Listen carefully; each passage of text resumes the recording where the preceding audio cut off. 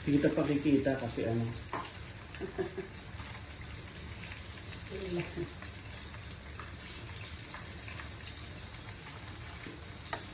Matagal na po namin itong trabaho.